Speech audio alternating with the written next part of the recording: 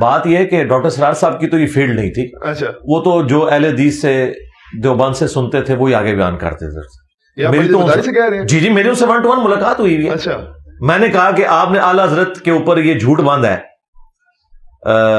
اپنے منتخب نصاب کے اندر کہ وہی مستوی عرش تھا جو خدا ہو کر مدینے میں اتر پڑا مصطفیٰ ہو کر. تو یہ اعلیٰ حضرت نے کہاں کا ہے؟ یہ جس کتاب سے آپ لوگ حوالہ دے رہے ہیں اور جو اس قسم کے کفری اشعار جس کتاب کی طرف منسوب کر رہے ہیں تذکرۃ الغوثیہ، اعلیٰ حضرت نے تو فتاوی رضویہ میں لکھا ہے کہ یہ کتاب پڑھنا حرام ہے، اس کی خرید و فروخت حرام ہے، اس کو گھر میں رکھنا حرام ہے، اور آپ نے سارے کفریات ان کے کھاتے میں ڈالے. تو ڈاکٹر سرار صاحب نے پتا کیا کہا؟ بیٹا میں اختلافی موضوعات میں بالکل امی ہوں، میں نے تو اہل حدیثوں سے سن کے بیان کر دیا تھا، اور یہ ان کی وفات سے 2 سال پہلے کی میں بات کر رہا ہوں. ٹھیک ہے، وفات ان کی ہوئی ہے نا 2 سال آلموسٹ 2010 میں ہوئی ہے نا ان کی، اپریل میں. تو یہ آلموسٹ مئی 2008 کی بات ہے، 2 سال پہلے کی. تو ان کے تو اپنا یہ معاملہ تھا. رہ گیا آپ کا کہنا کہ اعلیٰ حضرت، تو اعلیٰ حضرت نے 8 ربیع الاول لکھا ہے بالکل جی. تو پہلے تو یہ بریلوی اعلیٰ حضرت سے پوچھے نا کہ یہ کیا ہو گیا اور آپ کی تحقیق کہاں سے آ گئی، جبکہ دلائل النبوہ امام بیہقی کی کتاب میں امام محمد بن اسحاق، یہ انس بن مالک کے شاگرد ہیں، انہوں نے 12 ربیع الاول ڈیٹ دلائل النبوہ میں بتائی ہے اور دن بتایا ہے منڈے کا، عام الفیل والے سال سحری کے وقت. تو ہمارے نزدیک تو ہے. اور آپ کے جو عبد القادر جیلانی ہے پیران پیر، جو دلوں کے حال بھی جان لیتے تھے، انہوں نے تو 10 محرم لکھی ہوئی ہے. کہتے ہیں جی انہوں نے تو صرف قول نقل کیا. بھائی قول نقل کر کے بتاتے نا کہ ربیع الاول ہے، وہ بھی علماء سے سن سنا کے نقل کر گئے، اور ایک غوث وقت ہے اسے یہ نہیں پتا کہ اس کے نبی کی پیدائش کس مہینے میں ہوئی ہے، مہینہ بھی غلط لکھا ہوا ہے. ایک آبرین میں اختلاف تو رہا ہے نا اب اس طرح نہیں، حدیث کی کتابوں میں تو ربیع الاول ہے جی. اچھا, ربیع الاول پہ کبھی امت کا اختلاف نہیں ہے، ربیع الاول کے مہینے پہ کوئی اختلاف نہیں ہے. تاریخ میں ہے کہ شیعہ جو ہیں وہ 17 ربیع الاول کہتے ہیں، حالانکہ اصول الکافی میں بھی 12 ربیع الاول لکھا ہوا ہے چیپٹر نمبر 110 میں. اچھا, اہل سنت کے ہاں 12 ربیع الاول ملتا ہے دلائل النبوہ کے اندر. ربیع الاول کا مہینہ اور منڈے کا دن، اس کے اوپر تو اتفاق ہے. اچھا, تاریخ پہ اگر کسی نے کوئی اکا دکا قول لکھا ہے تو اس کی کوئی اہمیت نہیں ہے. حدیث کی کتاب دلائل النبوہ میں 12 ربیع الاول ہے. اچھا, آپ نور ہونے کا بھی حضور کا انکار صلی کرتے ہیں. اللہ علیہ وسلم حضور کو اللہ تبارک تعالیٰ نے فرمایا کہ تمہارے پاس آ گئی کتاب اور نور، تو اس لحاظ سے مجھے بتائیے گا کہ کیا آپ بالکل نور کا انکار کرتے ہیں؟ یار مجھے یہ بتائیں، ہر وہ گالی جو اہل حدیث کو آپ لوگ دیتے ہیں وہ میرے کھاتے میں کیوں ڈالتے ہیں؟ میں نے رفع الیدین شروع کر کے آپ کے اوپر اتنا بڑا ظلم ڈھا دیا ہے کہ وہابیوں کے عقیدے آپ میری طرف منسوخ کرتے ہیں. بھائی وہابی یزیدی ہیں، میں تو یزید کے والد کا بھی دفاع نہیں کرتا اس حوالے سے جو انہوں نے امت کے اوپر یہ تحفہ مسلط کیا. باقی صحابی ہونے کی وجہ سے ہم رضی اللہ عنہ کو کہتے ہیں. جی جی. تو میرا کیا لینا دینا وہابیوں کے ساتھ؟ وہ تو ناسبیت کی طرف مائل ہے. یہاں پہ بھی میں نے کب کہا کہ نبی الاسلام نور نہیں ہے؟ نبی الاسلام نور ہے، واضح ہے قرآن میں، انا ارسلناک شاہدا ومبشرا ونذیرا وداعیا الی اللہ باذنہ وسراجا منیرا. نبی الاسلام وہ سورج ہیں جو باقیوں کو چمکا دیتا ہے. اور یہ جو آپ نے آیت کا حوالہ دیا ہے سورۃ المائدہ کی، قد جاءکم من اللہ نور وکتاب مبین، یہ تو میں مکہ شریف میں بیٹھا ہوا تھا تو یہ دیوبندی جو ایک مولانا ہے وہ سرخ داڑھی والے مولانا مکی جی. تو وہ کہہ رہے تھے دیکھیں یہ بریلوی جھوٹ بولتے ہیں اور یہ کہتے ہیں کہ جی اس آیت میں نور سے مراد جو ہے وہ نبی الاسلام ہے جی. تو اب ظاہر ہے کہ میں تو اس وقت ان کے ساتھ انٹریکشن نہیں کر سکتا تھا، تو میں صرف ان کو دیکھ کے ہنس رہا تھا کہ ان بیچاروں کا علمی لیول یہ ہے کہ انہیں یہ پتہ ہی نہیں ہے کہ اہل سنت کے جو پہلے مفسر ہیں ابن جریر طبری، جن سے حافظ ابن کثیر نے آلموسٹ چھاپا مارا ہے تفسیر ابن کثیر میں، ان کی ہے تفسیر طبری جسے تفسیر ابن جریر بھی کہتے ہیں. انہوں نے اس آیت کے کانٹیکسٹ میں لکھا ہے کہ یہاں نور سے مراد نبی الاسلام کی مبارک ذات ہے اور اللہ کی کتاب ساتھ آئی، اور نور سے مراد انہوں نے کہا نور ہدایت. یہ ذہن میں رکھیے گا، نور ہدایت ایز اے اسپیشی نبی الاسلام انسان ہے. اگر کوئی یہ کہتا ہے نبی الاسلام انسان نہیں ہے تو رسول اللہ کی توہین کر رہا ہے. کیوں؟ اللہ تعالیٰ نے ایز اے اسپیشی انسانوں میں انہیں مبعوث کیا ہے. سورہ بنی اسرائیل میں ہے اگر زمین پر فرشتے آباد ہوتے تو فرشتوں میں سے پیغمبر آتا، یہ انسانوں میں سے ہے، اور انسانیت کو ناز ہے کہ اللہ کے محبوب صلی اللہ علیہ وآلہ وسلم انسان تھے. یہ آپ صلی اللہ علیہ وآلہ وسلم کا بشر ہونا آپ کے نور ہونے سے بہتر ہے، اس لیے کہ انسانیت اگر اللہ کے راستے پر ہو تو فرشتوں سے بہتر ہے. بغاوت والا معاملہ تو الگ. کیا ہم انبیاء اکرام علیہ السلام کو فرشتوں کے انبیاء سے افضل نہیں مانتے؟ اگر نور ہدایت کے طور پر آپ بات کرنا چاہتے ہیں ضرور کریں، وہ تو مسند احمد میں حدیث ہے نبی صلی اللہ علیہ وآلہ وسلم نے فرمایا کہ میں اللہ کے ہاں خاتم النبیین اس وقت بھی لکھا ہوا تھا جب آدم علیہ السلام مٹی اور پانی کے درمیان تھے، اور یہ حصہ جو ہے نا یہ ترمذی میں بھی موجود ہے۔ اور پھر آگے نبی اسلام نے فرمایا میں دعائے ابراہیم ہوں، میں عیسیٰ کی بشارت ہوں، میں اپنی ماں کا وہ خواب ہوں جو انہوں نے میری پیدائش کے وقت دیکھا کہ ان کے لیے شام کے محلات بھی روشن ہو گئے۔ یعنی نبی علیہ السلام کی والدہ سیدہ آمنہ سلام اللہ علیہا اور رضی اللہ تعالیٰ عنہا کو یہ دکھا دیا گیا تھا کہ آپ سے جو بیٹا پیدا ہوگا بالآخر اس کی حکومت دنیا کی سب سے بڑی سپر پاور رومن امپائر کو بھی سپر سیڈ کر دیے گی۔ تو نبی علیہ السلام نور ہدایت ہے، صحیح بخاری بھی نور ہدایت ہے، خلفائے راشدین بھی نور ہدایت ہے، اہل البیت بھی نور ہدایت ہے۔ لیکن اسپیشی کی بات کریں تو بھائی مجھے بتائیں، غزوہ احد کے موقع پر نبی علیہ السلام کو جب زخم لگا ہے تو آپ کا خون نکلا ہے، نور کا تو خون نہیں نکلتا۔ آپ علیہ السلام کا جب بیٹا ابراہیم فوت ہوا تو بخاری مسلم میں آپ کی آنکھوں سے آنسو روا ہوئے۔ تو وہ سارے کے سارے حالات جو ایک انسان پر وارد ہوتے ہیں وہ آپ پر ہوئے۔ ہاں کچھ آپ کی ایکسٹراڈنری کوالٹیز ہیں، اس کی وجہ سے آپ کی بشریت ختم نہیں ہوتی۔ مثلا بخاری مسلم میں ہے کہ نبی علیہ السلام نے فرمایا کہ ہم انبیاء کی صرف آنکھیں سوتی ہیں، دل جاگتا رہتا ہے۔ آپ تہجد کی نماز پڑھ کے اما عائشہ کہتی ہیں بعض اوقات آپ خراٹے بھی لے رہے ہوتے تھے، بہت اونچی آواز میں نہیں، نارمل خراٹے لینا کوئی بری بات نہیں ہے، نبی علیہ السلام کی سنت ہے نیند کی حالت میں۔ جی ہاں، تو اما عائشہ کہتی ہیں میں آپ کے خراٹوں کی آواز سنتی اور پھر آپ اسی طریقے سے اٹھ کے جا کے نماز پڑھا دیتے۔ تو میں نے پوچھا تو نبی علیہ السلام نے فرمایا کہ ہم انبیاء کے دل جاگتے رہتے ہیں، یعنی انبیاء نیند میں بھی غافل نہیں ہوتے۔ اب یہ پروٹوکول اور کسی انسان کا نہیں ہو سکتا۔ نبی علیہ السلام کو اللہ تعالیٰ نے ایسی کوالٹیز دی ہیں جو آپ کے معجزات ہیں، لیکن اس کے سے آپ کی بشریت ختم نہیں ہوگی، وہ اپنی جگہ پہ رہے گی۔ دیکھیں نبی علیہ السلام پیٹھ کے پیچھے بھی دیکھ لیتے تھے، بخاری مسلم میں ہے۔ میں نے سنا وہابیزم کے ماننے والے معجزات کا بھی انکار کرتے ہیں۔ نہیں، وہابی تو کوئی نہیں معجزات کا انکار کرتے ہیں، لیکن یہ میں مانتا ہوں کہ جو ایک پہلو ہے نبی علیہ السلام کی عظمت والا، اچھا، وہ ان سے اوور لک ہو جاتا ہے، انکاری نہیں ہے، اقراری نہیں ہوتے بہت زیادہ، جس طرح کے آپ کے بریلوی نبی علیہ السلام کی سیرت کے اتنے اقراری نہیں ہوتے، انکاری نہیں ہے، اقراری نہیں ہوتے۔ جب ہم ان سے بات کرتے ہیں کہ بھئی رفع الیدین سنت ہے، دوسری طرف تو ایک مسواک اور پیلی چپل اور پتہ نہیں کیا کچھ تم کرتے ہو، رفع الیدین کے بارے میں اتنے کیوں اس معاملے کو ہلکے لیے ہوئے ہو، تو دونوں طرف غلو ہوا ہوا ہے۔ لیکن ہم تو جو بھی کتابوں میں رپورٹ ہو گیا ہم منو ان اسی طریقے سے بیان کرتے ہیں۔ ہم نے ڈنکے کی چوٹ پہ نبی علیہ السلام کے سارے معجزات بیان کیے ہیں، ہمیں کوئی آر نہیں ہے۔ ایک بریلوی مولوی تھے، بار میرے خیال ہے وہ مر گیا ہے، مدت کی بات ہے، چھوٹے تھے تو سنتے ہیں۔ وہ اللہ کا بندہ ایسا بس مر گیا ہے کہ کیا بندہ بنائی کرے، قرآن میں تحریف کرتا ہے۔ جب کسی نے اس کو یہ آیت لکھ کے بھیجی کہ بھی آپ کہتے ہیں کہ اللہ کا نبی بشر نہیں ہے، نور ہے، تو اللہ کا قرآن تو کہہ رہا ہے کہ قل انما انا بشر مثلکم، کہہ دیجیے کہ میں تمہاری طرح انسان۔ اور نے کہا بے وقوف ہو، یہ اللہ کہہ رہا ہے قل، تم کہنا چاہو تو کہہ دو، میں تو تمہیں بشر نہیں کہتا۔ ترجمے کرنے کا انداز ہوتا ہے۔ وہ تو جب ان کو بعد میں پتا چلا کہ ڈاکٹر صاحب کی میت کی زیارت نہیں کروائی گئی تھی عوام الناس کو، وجہ یہ ہے کہ ایمبولینس میں رکھ کے لے گئے دفنانے کے لیے، یہ تو بعد میں پھر بات کھلی کہ جی وہ جی زیارت اس لیے نہیں کروائی گئی کہ چہرہ ہی بگڑ گیا تھا۔ 14 اپریل 2010 کو ان کی ڈیتھ ہوئی، جنازے پہ بھی میں الحمدللہ حاضر تھا، حد نگاہ تک جنازہ ہوا، اور اس وقت انہوں نے رینڈملی اس کی ویڈیو بنا لی، اور اس ویڈیو کو اپلوڈ کرنا کوئی خاص مقصد نہیں تھا، اس وقت ایک یادگار کے طور پہ انہوں نے رکھ لی۔ وہ تو جب ان کو بعد میں پتا چلا کہ ڈاکٹر صاحب کی میت کی زیارت نہیں کروائی گئی تھی عوام الناس کو، وجہ یہ ہے کہ عصر کے بعد آلموسٹ مغرب کے ٹائم بھی ہونے والا ہی تھا، جتنا رش تھا، تو مغرب سے تھوڑی دیر پہلے وہ جنازہ ہوا۔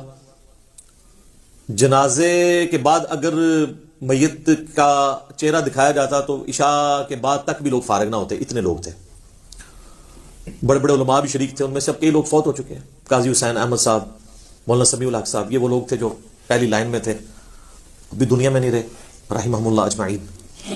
تو انہوں نے زیارت نہیں کروائی، ایمبولینس میں رکھ کے لے گئے دفنانے کے لیے، یہ تو بعد میں پھر بات کھلی کہ جی وہ جی زیارت اس لیے نہیں کروائی گئی کہ چہرہ ہی بگڑ گیا تھا۔ پاکستان کے کلچر کے اندر جب تک کوئی بڑی شخصیت زندہ ہوتی ہے نا تو اس پہ کبھی قادیانی ہونے کا الزام لگائیں گے، کبھی یہود و نصارہ سے فنڈنگ کا الزام لگائیں گے، کبھی الزام لگائیں گے کسی مدرسے سے نہیں پڑھا ہوا، اور مدرسے سے پڑھا ہو تو کہتے ہیں یہ گمراہ ہے، اور اس کے بعد پھر یہ بھی الزام لگا دیتے ہیں کہ جی اس کے مقاصد کچھ اور ہیں، کوئی نیا فرقہ بنانے آیا ہے، کبھی کہہ دیں گے اس کا استاد کوئی نہیں ہے، اور اس سے بھی بڑھ جائیں گے تو کہیں گے کہ یہ تو عنقریب دعوی نبوت کر دے گا، اور کبھی یہ کہہ دیں گے یہ تو مہدی ہونے کا دعویٰ کر دے گا. اچھا وہ زندگی میں ان سارے فتنوں سے بچ کے جب موت کے منہ میں چلا جاتا ہے تو اب تو وہ یہ نہیں کہہ سکتے. حالانکہ ہونا چاہیے کہ اس وقت پھر یہ لوگ کہیں کہ ہم لوگ جھوٹ بولتے تھے, ہمارے سارے علماء کذاب تھے اور جھوٹے تھے جنہوں نے کہا یہ مہدی ہونے کا دعویٰ کرے گا, اور ساروں کے اوپر لعنت پڑی ہے یہ جھوٹ بولنے کی وجہ سے. تو بغیر مہدی ہونے کا دعویٰ کیے اور نبوت کا دعویٰ کیے مودودی صاحب بھی چلے گئے دنیا سے, ڈاکٹر سرار صاحب بھی چلے گئے. تو کم از کم اب اتنی جرت ہونی چاہیے کہ اپنے علماء کے اوپر لعنتیں بھیجے جنہوں نے یہ جھوٹ بولے تھے, کیونکہ قرآن میں تو ہے لعنت اللہ علی الکاذبین, جھوٹوں پہ اللہ کی لعنت ہے. تو اتنا پھر حوصلہ ہونا چاہیے, بلکہ ان لوگوں کو خود ویڈیو پہ آ کے اپنا رجوع ریکارڈ کروانا چاہیے, یا پھر یہ کہہ دیں کہ ہم رجوع تو نہیں ریکارڈ کروانا چاہتے اور ہم اعلانیہ کہتے ہیں کہ ہم لعنتی لوگ ہیں, ہماری شکلیں پہچان لو, تاکہ آنے والے جو علماء ہیں نا ان کو بھی تم پہچان سکو. تو ایسا خیر ہوتا نہیں ہے. تو جب وہ فوت ہو جاتا ہے کوئی اس طرح کا بندہ, پھر وہ کہتے ہیں چہرہ بگڑ گیا تھا. ایکسیڈنٹ میں مر جائے تو وہ کہتے ہیں جی اللہ کی سزا ملی ہے, ایئر کریش میں مر جائے تو کہتے ہیں سزا ملی ہے. کہ یہ ایک بہانے. تو ڈاکٹر سرار صاحب کی تو نیچرل ڈیتھ ہوئی ہے, چلتے پھرتے اللہ تعالیٰ نے ان کو اٹھایا, کوئی خاص بیمار بھی نہیں ہوئے. تو یہ جب بعد میں بات مشہور ہوئی تو پھر ان کے بیٹوں نے کہا کہ وہ تو ویڈیو ہم نے بنائی ہوئی تھی, چڑھانی نہیں تھی کیونکہ شخصیت پرستی نہیں کرنی چاہیے, لیکن اب یہ مجبوری بن گئی ہے. ایون شیخ زبیر صاحب کی تو تصویریں کھینچی کی میت کے اوپر, کیونکہ اہل حدیث کو تو پتا تھا کہ یہ ہمارے اوپر سب سے پہلا اٹیک یہ ہونا ہے, تو انہوں نے تو اسی وقت ان کی تصویریں کھینچ کے نیٹ پہ چڑھا دی دفنانے سے بھی پہلے, کہ تاکہ کوئی یہ بہانہ نہ کرے. حالانکہ میں کہتا ہوں چہرہ بگڑ بھی جائے یہ کوئی نشانی نہیں ہے. اب مجھے بتائیں کہ جو صحابہ کرام طاعون کے مرض میں مرے ہیں تو ان کے جسم پہ پھوڑے نہیں نکلے ہوں گے؟ سعد ابن جو تھے ابو عبیدہ ابن جرح فاتح شام جنگ یرموک میں, ان کی وفات تو طاعون کے مرض میں ہوئی ہے. معاذ ابن جبل کی طاعون کے مرض میں ہوئی ہے. یزید ابن ابی سفیان کی موت جو ہے وہ طاعون کے مرض میں ہوئی ہے. تینوں صحابی ہیں. تو ہم کیا کہیں گے نعوذ باللہ وہ جو ہے وہ ان کے اوپر کوئی عذاب آ گیا تھا؟ ایسا نہیں ہے. تو پھر انہوں نے مجبوراً ویڈیو اپلوڈ کی تاکہ لوگ دیکھ لیں جی ہاں جی اب کوئی اور بہانہ بنانا ہے تو. بلکہ مجھے تو یہاں تک یعنی ان کے گھر والوں سے یہ خبر پتہ چلی ڈاکٹر سرار صاحب کے, کہ ہمیں یہ بڑا فل خطرہ تھا اس بات کا کہ ڈاکٹر صاحب کے چہرہ دکھانے کے دوران ان پہ اٹیک کر کے ان کے جسم کو مسخ کرنے کی بھی کوشش کی جائے گی. کچھ ایسے شرانگیز لوگ بھی اس میں شامل تھے. اور یہاں تک نہیں بلکہ وہ کہتے ہیں ہم نے آلموسٹ 2 ہفتے تک ڈاکٹر اسرار صاحب کی قبر پہ 24 گھنٹے پہرا دیا ہے مختلف شفٹوں کے اندر. یہ بھی خطرہ تھا کہ انہیں قبر سے نکال کے کوئی نقصان پہنچانے کی کوشش نہ کرے. یہ ہے جناب اسلام کا قلعہ پاکستان. میں دعوے سے کہتا ہوں کہ آپ اس طرح کے کسی بندے کو یورپ اور امریکہ میں دفنا دینا تو وہاں پہ کوئی سو کالڈ عاشق رسول اور عاشق صحابہ اور عاشق اہل بیت اور عاشق اولیاء نہیں پیدا ہوگا. یہ سارے اتنے ہی واڑ آئے ہیں, جس طرح مزار بھی سارے اتنے ہی آگے نا, یہ بھی سارے اتنے ہی آگے. یہ ہماری گراوٹ کا لیول ہے. تو ہم اس موقع پہ یہی کہیں گے کہ انا للہ و انا الیہ راجعون, اللہم اجرنی فی مصیبتی و اخلف لی خیرا منہا. اور اللہ سے دعا کریں گے کہ اللہ تعالیٰ ان کے گناہوں سے درگزر فرمائے, اور جو انہوں نے اسلام کے لیے خدمات پیش کی اخلاص کے ساتھ ان نیک کاموں کا انہیں اجر عطا فرمائے. اور صدقہ جاریت ان کا انشاءاللہ ہمیشہ کے لیے ویڈیوز کی فارم میں ہے. پرانے بزرگ مرتے تھے تو ماری جاتے تھے, اب تو نہ کوئی بزرگ مرتا ہے اور نہ کوئی نا بزرگ مرتا ہے, کیونکہ ویڈیوز میں تو زندہ ہی رہتے ہیں اپنی تعلیمات کے اندر. مجھے تو آج بھی ڈاکٹر صاحب کے بارے میں پتہ ہی نہیں لگتا کہ وہ فوت ہوئے ہیں یا زندہ ہیں. ویڈیو میں دیکھ رہے ہوتے ہیں ان کا آئی کانٹیکٹ, ان کا بولنے کا انداز, ان کی آواز کا اتار چڑھاؤ, ان کے ہاتھوں کے اشارے, وہ تو لگتا ہے سامنے بیٹھ کے آپ دیکھ رہے ہیں. تو یہ اس میڈیا کی برکت ہے, اللہ کا شکر ہے. تو ہم ان کے لیے دعا گو ہیں, اللہ تعالیٰ ان کے لیے آسانیاں فرمائے آخرت کی زندگی میں. نبی علیہ السلام کا قیامت والے دن جو ہے ساتھ نصیب فرمائے, حوض کوثر پہ مشروب نصیب فرمائے, آپ علیہ السلام کے مبارک جھنڈے تلے جگہ عطا فرمائے, اور جنت الفردوس میں اپنے محبوب صلی اللہ علیہ وآلہ وسلم کا پڑوس عطا فرمائے. اور یہ تمام دعائیں ہم تمام مسلمانوں کے ہاتھ میں قبول و منظور فرمائے, آمین ثم آمین. اچھا, ڈاکٹر اسرار صاحب سے میرا بے قاعدہ تعارف بچپن سے تھا, کیونکہ ہم کٹر بریلوی خاندان میں پیدا ہوئے, اور جسے وہ کہتے ہیں ٹنا ٹن سنی, کہتے ہیں ٹی ٹی سنی اور پی پی سنی. ایک پلپلا سنی ہوتا ہے, ایک ٹنا ٹن سنی ہوتا ہے. خیر اسی کا ٹنا ٹن بھی پلپلے کر دیتے ہیں اللہ کے فضل نال, علمی دلائل نال. تو وہ ٹن ٹنا سنی خاندان میں, تو بے قاعدہ تعارف تو ہمیں تھا. ہم سے کوئی پوچھتا بھی تھا نا ڈاکٹر اسرار صاحب کے بارے میں, تو ہم کہتے تھے وہ نعوذ باللہ ایک مودودی تھا اور یہ اسی کا ایک گمراہ شاگرد. نہ ان کی شکل دیکھی ہوئی, نہ ان کی کوئی ویڈیو دیکھی ہوئی, نہ کوئی کتاب پڑھی ہوئی, کچھ نہیں پتا, بس صرف سن سنا کے سننی, یعنی ٹننی, پڑھ پڑھا کے سننی نہیں. باقاعدہ تعارف جو ہوا وہ 2007 میں میرا ہوا, 2007 کے اندر. اور میری زندگی میں ہدایت کا سبب بننے والے لوگوں میں ڈاکٹر اسرار صاحب بھی ٹاپ آف دا لسٹ ان 5 لوگوں میں شامل ہیں جن کا میں نے شروع میں تعارف کروایا. غلام مسعود سعیدی صاحب, پیر نصیر الدین نصیر صاحب, شیخ زبیر علی زئی صاحب, مولانا اسحاق صاحب اور ڈاکٹر اسرار صاحب. سارے دیکھ لیں دنیا سے جا چکے ہیں, رحمہم اللہ اجمعین, آمین. تو کرنا یہ ہوا اللہ کا کہ مارچ 2007 کی بات ہے, مجھے آفس کے کام کے سلسلے میں کراچی جانا پڑا, اور کراچی سے بھی آگے بلوچستان ہم نے جانا تھا, لیکن رات کا ہمارا سٹے کراچی میں تھا. ارلی ان دا مارننگ ہم نے نکلنا تھا, کیونکہ بلوچستان میں آپ کو پتا ہے اس وقت ابھی بھی حالات ہیں لیکن اب کافی بہتر ہو چکے ہیں, کافی حالات خراب تھے. تو وہ فجر کے وقت سے بھی پہلے وہ جو ہے وہ کانوائے کو ٹریول کرواتے تھے. تو آلموسٹ کوئی آپ سمجھ لیں 10-11 بجے ہم لوگ پہنچے اپنے ہاسٹل میں ڈیفنس کراچی کے اندر, مارچ 2007. پہلے میں نے ارادہ کیا کہ کمرے میں سو جاؤں, پھر میں نے کہا یار زور کی نماز جماعت سے رہ جائے گی. خیر انتظار کیا, جب اذانیں شروع ہوئیں تو میں نے جو وہاں پہ چوکیدار تھا اس سے پوچھا کہ مسجد ہے قریب. اب مجھے کوئی ڈاکٹر صاحب کو نہ میں نے دیکھا ہوا ہے, نہ ڈاکٹر صاحب کا کوئی اس طرح کا باقاعدہ تعارف ہے. بے قاعدہ تعارف تو آپ کو میں نے بتا دیا کیا تھا. تو اس نے کہا جی یہاں سے کوئی 15 منٹ کی واک کے اوپر مسجد ہے. راستہ اس نے بتایا, لیکن پھر بھی پوچھ کے ہی جانا پڑا کہ یہ گلیاں مڑنی پڑی. تو الٹیمیٹلی خیر میں مسجد میں پہنچنے میں کامیاب ہو گیا. بہت بڑی مسجد. جب پہنچا تو جماعت مکمل ہو چکی تھی. اب میری عادت ہے کہ میں جماعت کے بغیر نماز نہیں پڑھتا. میں وضو خانے پہ کھڑا ہو گیا, کچھ لوگ وضو کر رہے تھے, میں نے کہا کہ جی ہم جماعت کروا لیتے ہیں. تو انہوں نے کہا جی ٹھیک ہے کروا لیتے ہیں. تو جماعت کے ساتھ نماز پڑھی.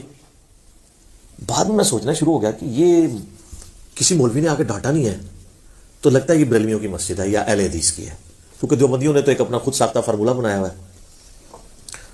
پھر میں جب مسجد کے اندر گیا تو مسجد بہت بڑی مسجد, یہ وہی مسجد ہے جس کے اندر ڈاکٹر اسرار صاحب نے 1998 میں بیان القرآن ریکارڈ کروایا تھا کراچی ڈیفنس کی. لیکن مجھے نہیں پتا تھا کیڑا بیان القرآن تھے, بلکہ کیڑا قرآن.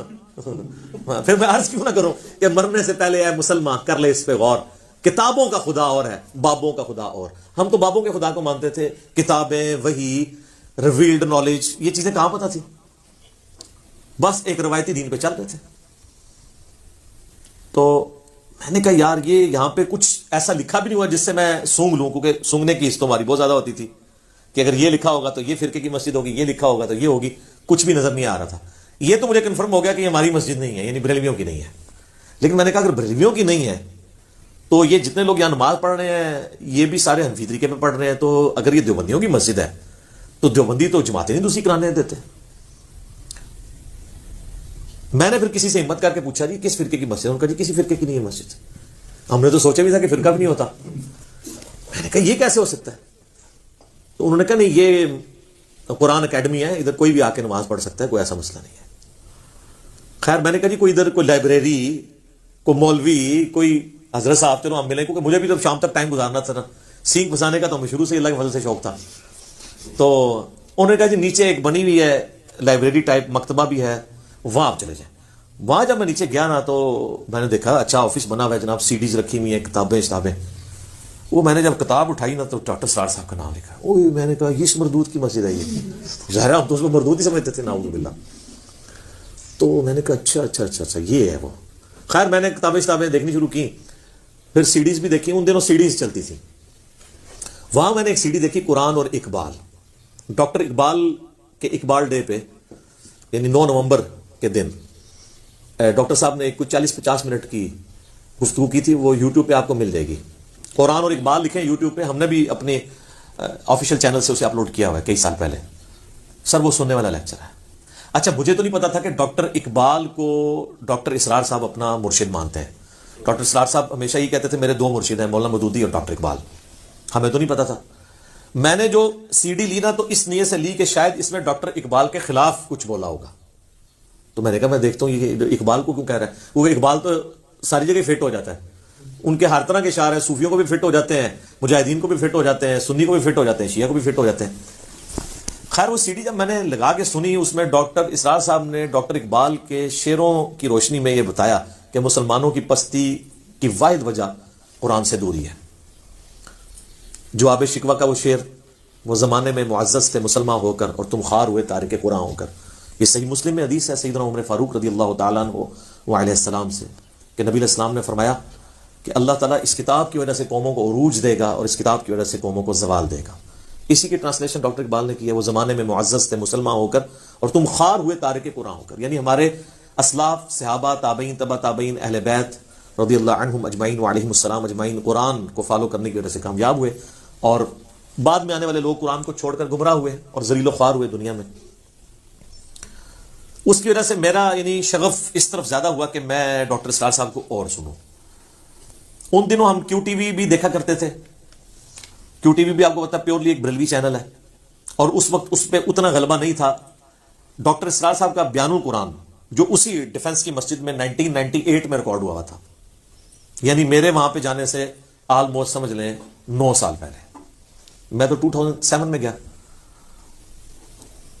تو وہ بیان القرآن کیو ٹی وی پہ آن پیمنٹ تنظیم اسلامی والے چلاتے تھے. ڈاکٹر ذاکر نائک کے بھی چلتے تھے لیکچرز ان دنوں میں. اس وقت یہ کھل کے سامنے نہیں آئے تھے کہ ایک فرقے کو سپورٹ کر رہے ہیں. پارشلی تو ہمیں تو پتا تھا. تو ڈاکٹر اسرار صاحب کا بیان القرآن ہم نے اس پہ کیو ٹی وی پہ سننا شروع کیا, تو بڑا دل اس طرف مائل ہوا. پھر مجھے کہیں سے اس کی سافٹ کاپی بھی مل گئی, فلیش میں لائے, ہم نے ریگولرلی اس کے سننا شروع کیا. 2007 میں قرآن ترجمے سے پڑھنا شروع کر دیا تھا. کافی زیادہ دماغ جو ہے کھلنا شروع ہو گیا. لیکن بیان القرآن کی وجہ سے اللہ تعالیٰ نے یعنی ایک قرآن سمجھایا. ڈاکٹر اسرار صاحب کی یہ تو خوبی تھی, ان کی سپیکنگ کا سٹائل اور باقیوں میں زمین آسمان کا فرق ہے. ڈاکٹر اسرار صاحب قرآن اس طرح بیان کرتے تھے جس طرح قرآن نازل ہوا تھا, اس پیشن کے ساتھ, اس لیے بات دل میں اتر جاتی. خیر ہم نے ارادہ کیا کہ ڈاکٹر اسرار صاحب کو ملاقات ضرور کرنی ہے. چونکہ اس وقت ہم نئے نئے تبلیغی جماعت کے ساتھ اٹیچ ہوئے تھے. میرے یوٹیوب کے اوپر ایک پوری لائف سٹوری بھی ہے, 1 ملین سے زیادہ لوگ دیکھ چکے ہیں. میں مسلمان کیوں ہوا, یہ نہیں کہ پہلے میں مسلمان نہیں تھا, مراد یہ ہے کہ پہلے میں ایک فرقے والا مسلمان تھا, پھر سادہ مسلمان بن گیا, سنی شیعہ اہل حدیث بریلوی دیوبندی سے نکل کے. آپ جا کے لکھیں میں مسلم کیوں ہوا یا لکھ دیں لائف سٹوری آف انجینئر محمد علی مرزا تو کھل جائے گی. اس میں نے کافی ساری اور باتیں بتائی جو میں آج اسکپ کروں گا. تو میں نے چونکہ تبلیغی جماعت کے ساتھ اس وقت اٹیچ ہو چکا تھا. 2 نومبر 2007 کو رائے ونڈ میں اجتماع تھا, اور اس اجتماع کے چند ہفتوں بعد میں نے حج کے لیے جانا تھا. 18 دسمبر 2007 کو حج ہوا تھا. 2007 وہ سال تھا جس میں 2 حج آئے تھے, ایک جنوری کے مہینے میں اور ایک دسمبر کے مہینے میں. تو ہم نے دسمبر والا حج کیا تھا 18 دسمبر 2007 کو. تو 2 نومبر کو اجتماع تھا, وہ اٹینڈ کر کے تو واپسی پہ ہم ماڈل ٹاؤن والی مسجد میں گئے ڈاکٹر اسرار صاحب سے ملاقات کے لیے. اس وقت سرسری سی ملاقات ہوئی, وہ اتنی ڈیٹیل نہیں تھی, لیکن ہمیں صرف ایک تھا کہ جیسے ایک پیری مرید والا سلسلہ ہوتا ہے نا, کہ ظاہر بندے کی خواہش ہوتی ہے کہ ملے ایسی بڑی شخصیت کو. تو مجھے یاد ہے میں نے اس وقت ڈاکٹر صاحب سے ایک بات کی. میں نے کہا ڈاکٹر صاحب آپ کی وجہ سے اللہ نے مجھے ہدایت دی ہے. تو ڈاکٹر صاحب کہنے لگے کہ اللہ کا شکر ادا کریں کہ آپ کو اللہ تعالیٰ نے قرآن کی توحید تک پہنچا دیا ہے, آپ پہ شکر واجب ہو چکا ہے. اچھا پھر خیر میں حج پہ چلا گیا. حج سے واپسی پہ 2008 کے اوائل میں نے بخاری مسلم تو خیر پہلے پڑھے تھے, ابو داؤد ترمذی نسائی ابن ماجہ بھی پڑھ لی, اور اسی دوران پھر شیخ زبیر زئی صاحب سے میری ملاقات ہوئی 28 مئی 2008 کو. پھر میں نے ارادہ کیا کہ ہم پھر سے کچھ آفس کے کولیگ سارے انجینئرز ہی تھے, جا کے ملیں ڈاکٹر صاحب سے. پھر ای میل کے اوپر ان کے جو تھے اسسٹنٹ ان سے ٹائم لیا, وہ بھی اب فوت ہو چکے ہیں رحمہ اللہ تعالی. تو بلکہ ابھی یہ آخری دفعہ جب میں گاندھی صاحب کو ملنے گیا ہوں تو میں ڈاکٹر صاحب کے کمرے میں بھی گیا, جہاں جہاں ان سے ملاقات ہوئی تھی وہ ساری جگہ دوبارہ سے دیکھی. ایک بندہ ریکال کرتا ہے سارے. پھر ان کی قبر پہ بھی ہم گئے, وہاں جا کے بھی دعا کی. قبر بالکل سادہ کچی قبر بنی ہوئی ہے, چھوٹی سی اس کے اوپر ایک تختی ہے, وہ بھی سادہ سی, کوئی اس طریقے سے نہیں. اس پہ لکھا ہے داعیہ قرآن اسرار احمد, کوئی رحمت اللہ علیہ, کوئی اگے پیچھے کچھ بھی نہیں. ٹھیک ہے جی, میں سمجھتا ہوں یہ ان کی کامیابی ہے کہ ان کی قبر کو سجدہ گاہ نہیں بنایا گیا. الحمدللہ.